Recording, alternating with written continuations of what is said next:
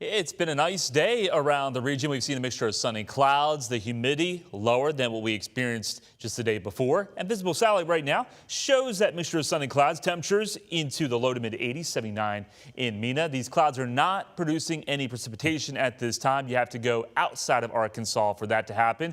One lone shower scooting its way through the Red River Valley, northeast Texas, but the main bulk of convection is situated into Louisiana and Texas, and that's where it's going to stay for the time being. But it will start to make a comeback as early as tomorrow afternoon into western areas of Arkansas.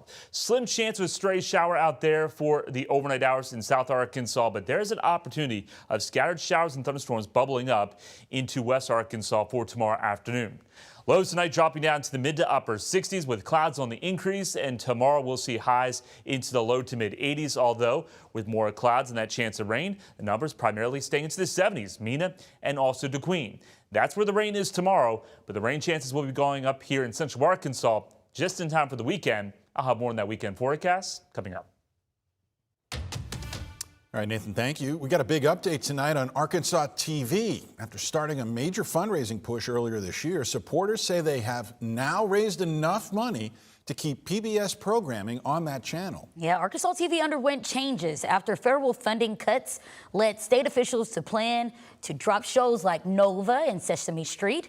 But after an outside group raised more than $2 million, they will pay the dues required to keep the programming through at least 2027. Little Rock leaders cutting the ribbon at the brand new rail depot at the Port of Little Rock this morning, hoping to elevate what are called intermodal options there. Developers used a $3.5 million grant to build it. It'll serve as a home base for railroad crews. It'll also store locomotives, keep them out of the rain, and support maintenance and give crews a dedicated space where they can go through federal certification training. This is going to be a huge deal for the Port Authority and the city of Little Rock. A facility like this is really going to put Little Rock on the map. The facility will also be used for online seminars with railroad industry leaders. And according to Farley, who you heard from there, it's already gained the attention of Union Pacific with its big yard across the river in North Little Rock.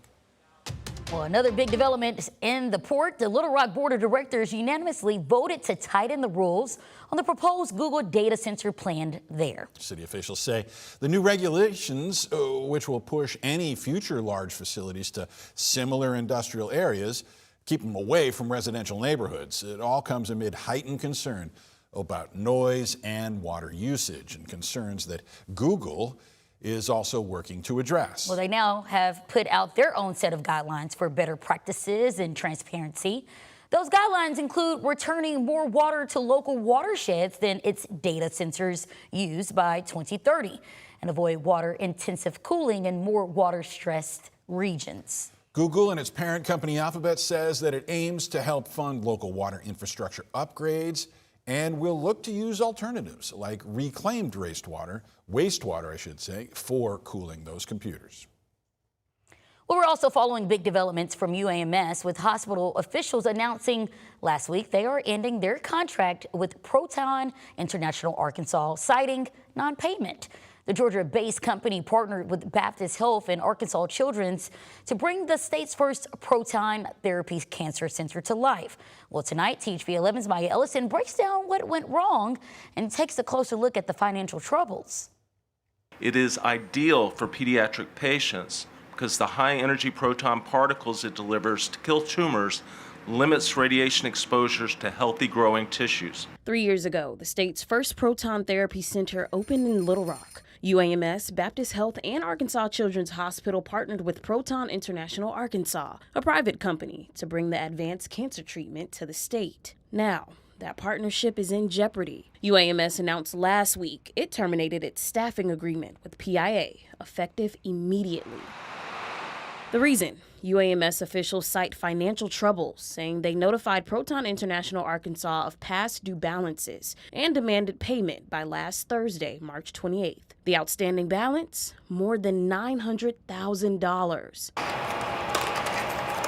Proton International's website shows little recent activity. The Georgia-based company specializes in financing and operating these high-tech clinics, but has not posted a new press release since the clinic opened in 2023. I reached out to Proton International and UAMS for comment. Hello, you've reached Kristen Powers, the Director of Development with Proton International. As of our deadline, neither has responded. So how did a $65 million project fall into the red? Well, THV11 obtained the center's internal 2026 budget report filed with federal regulators. The numbers show a massive cash crunch. The facility expects to bring in more than $16 million this year, but expenses driven by heavy debt payments are projected to exceed $23 million. That leaves a projected loss of about $6.4 million this year alone.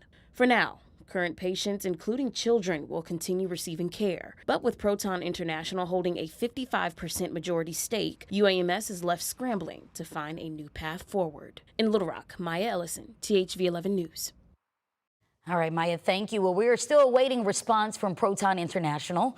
UAMS says they are actively working with financial advisors and stakeholders to explore additional solutions. Well, just yesterday, though, Baptist Health in Fort Smith announced 70 more people are out of a job. They're pointing to rising supply, operating costs, and slow payments for Medicare and Medicaid. More than 40% of Arkansas hospitals are losing money, and only 31 of them have labor and delivery units. That's 9 fewer than 2020. Well, still to come here at 6. School drop-off can be stressful, but after the break, we're showing you how one school works to make it easy while also building good habits for children. And if you want to drop off some cereal at the Summer Cereal Drive, we'll be in Arkadelphia to kick off Thursday morning from 6:30 until 10 o'clock. And then we head to Malvern from 11 o'clock until 12:30 in the afternoon. Small chance it could be a stray shower. Overall, it will be a pleasant day. But like I said, the best chance of showers and thunderstorms will be in West Arkansas. I'll have a look at future radar, not only for tomorrow, but into the weekend coming up.